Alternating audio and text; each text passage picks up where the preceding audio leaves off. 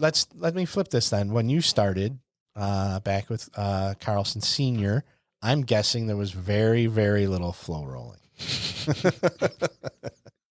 We flowed, all right. Yeah, sure you did. The blood flowed, but I don't know if you guys flowed.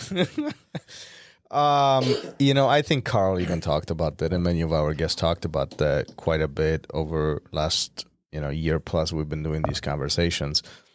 Back then, 20 years ago, it was a very different approach to training. If you listened to Mario Sperry's interview that we did a few weeks back, he talked about it quite extensively. Drilling looked very different. Sparring, it was more like a bloodbath.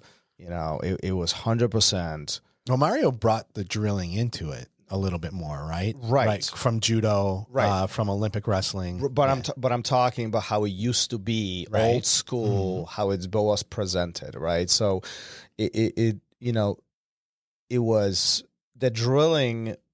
Focus of the drilling was what we would know today as a class, as a technique. Here's a one technique shown. You kind of experiment. You learn the steps. You go through it. And then we often jumped into 100% training, and whether you were white belt with couple stripes or purple or brown belt, there was barely any black belts back then. But whatever your rank was, you were just getting beat up. Was it a right way? I don't know.